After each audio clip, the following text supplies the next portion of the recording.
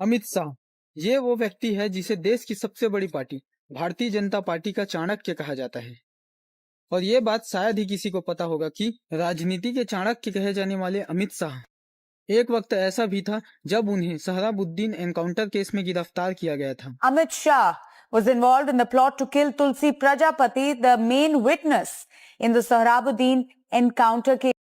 CBI पीछे पड़ी थी और कोर्ट ने उन्हें बाहर रहने का आदेश दिया और उनका राजनीतिक करियर लगभग खत्म होने ही वाला था। और इन सब के कुछ सालों बाद ही वही आदमी देश की सबसे बड़ी पार्टी भारतीय जनता पार्टी का राष्ट्रीय अध्यक्ष बनता है। फिर इसके बाद अमित शाह बनते हैं देश का होम मिनिस्टर और लोग उन्हें कहने लगे राजनीति का चाणक्य। लेकिन सवाल ये उठता है कि अमित शाह क्या सच में राजनीति के सबसे बड़े दिग्गज हैं?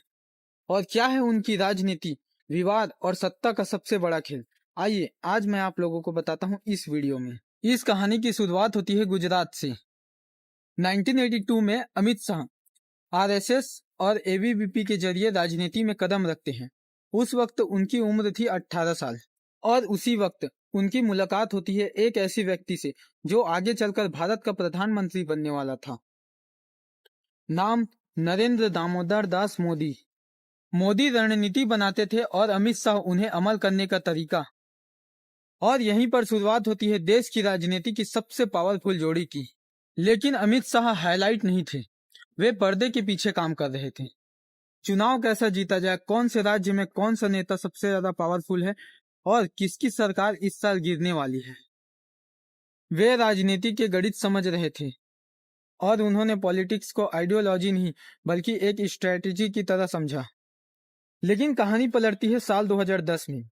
अमित शाह को सीबीआई ने अरेस्ट किया सोहराबुद्दीन एनकाउंटर केस में और मीडिया में ये बात पूरी तरीके से फैल गई। उसके बाद कोर्ट ने अमित शाह को गुजरात से बाहर रहने का आदेश दिया। जिस व्यक्ति को बीजेपी का राइजिंग स्ट्रेटेजिस्ट माना जाता था, वो व्यक्ति अचानक से ही पॉलिटिकल एग्जाइल में चला जाता है। लेकिन कहानी अभी कहाँ खत्म होने वाली थी। अमित शाह ने सभी आरोपों को राजनीतिक साजिश बताया और उन्हें कोर्ट से राहत मिला।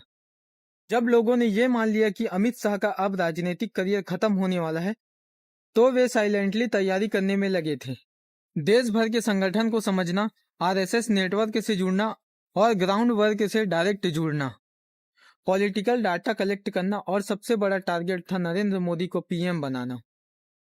और 2013 में नरेंद्र मोदी ने एक फैसला लिया जिसने भारत की राजनीति को पूरा पलट के रख दिया और मोदी ने पूरा उत्तर प्रदेश अमित शाह को दे दिया। 2014 के पहले बीजेपी यूपी में बहुत ही कमजोर मानी जाती थी। अमित शाह ने चुनाव को एक अलग तरीके से देखा। उन्होंने छोटे छोटे सोशल ग्रुप को टारगेट किया और ग्राउंड नेटवर्क को एक्टिवेट किया और 2014 चुनाव के नतीजे आए। 80 में से 71 सीट बीजेपी के खाते में गए। विपक्ष शौक में पड़ गए कि ये कैसे हुआ और यहीं से बीजेपी को मिला उनका चाणक्य। और 2014 के बाद अमित शाह बीजेपी के राष्ट्रीय अध्यक्ष बनते हैं और इसके कुछ सालों में ही बीजेपी हरियाणा, महाराष्ट्र, उत्तर प्रदेश में एक के बाद एक चुनावों में मजबूत होते गई। और 2019 में मोदी फिर से प्रधानमंत्री बनते हैं और अमित शाह बनते हैं होम मिनिस्टर। और उसके कुछ महीने बाद ही 5 अगस्त 2019 को आर्टिकल 370 हटाया गया। सवाल ये उठता है कि अमित शाह क्या सच में पॉलिटिक्स का चाणक्य है? इसका जवाब आप लोग कमेंट में बताएं और आगे के वीडियो के लिए मेरे चैनल को लाइक सब्सक्राइब जरूर करें।